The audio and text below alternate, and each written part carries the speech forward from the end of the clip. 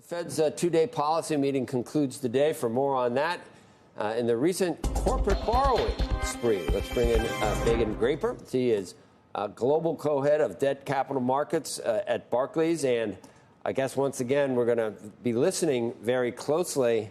Meghan, what are your expectations? I can't imagine we hear, yeah, not today, but we're getting closer. We're getting closer. Would he ever say not today and we're not getting closer?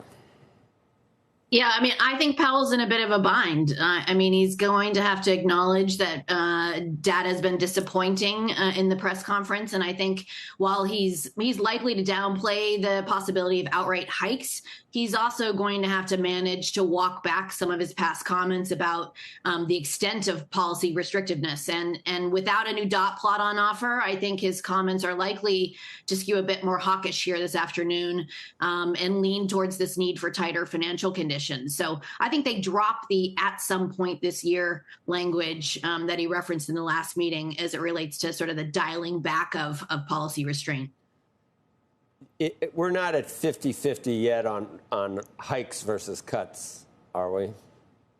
We're not. I think it's just about delaying the inevitable here, which is, in other words, if we don't see sustained declines in inflation over the coming months, we think the Fed is likely to push back to an initial cut at the earliest. I think that materializes is in September, but I think it's predicated on the basis that core PCE slows into the summer. So, I think we're just as likely to see that first cut slip to December. If there's even a slight hint that inflation has yet to subside. Do you think inflation, A, is going to continue to come down? And B, why is it coming down? Because we're in restrictive area. You say, when you say inevitable that we eventually cut, I just don't understand why it's inevitable if we don't. Maybe we'll see something in the ADP numbers, but if the economy continues to stay strong and if inflation stays sticky, I just don't know why it's inevitable that the next move is down.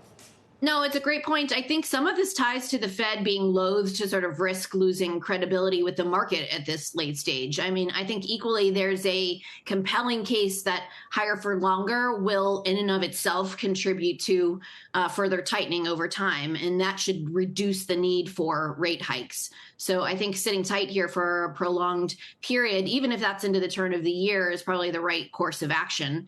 I think that they are going to want to avoid a scenario where they sit too long and then start to create cracks in the market. But I think they've already suggested that they've got time and can afford to wait and see and to gather more information before they make that determination.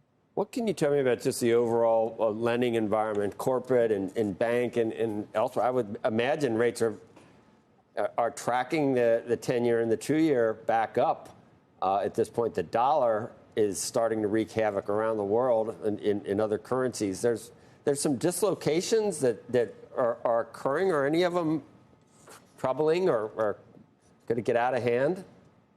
I mean, for the time being, I think what you're seeing in credit markets is, in the face of this very material market repricing and higher interest rates, that credits remained surprisingly resilient. That is in large part tied and supported by underlying yields that are still near post-global financial crisis highs. So, investment grade, you can still clip 570 on the index there. In high yield, it's closer to 880, even as spreads remain tight. And that feels, comfortable, I think, and an opportunistic entry point for a number of investors we're talking to, because the growth picture has created this incremental cushion, I think, for borrowers on both sides of the rating spectrum, so both IG and high yield.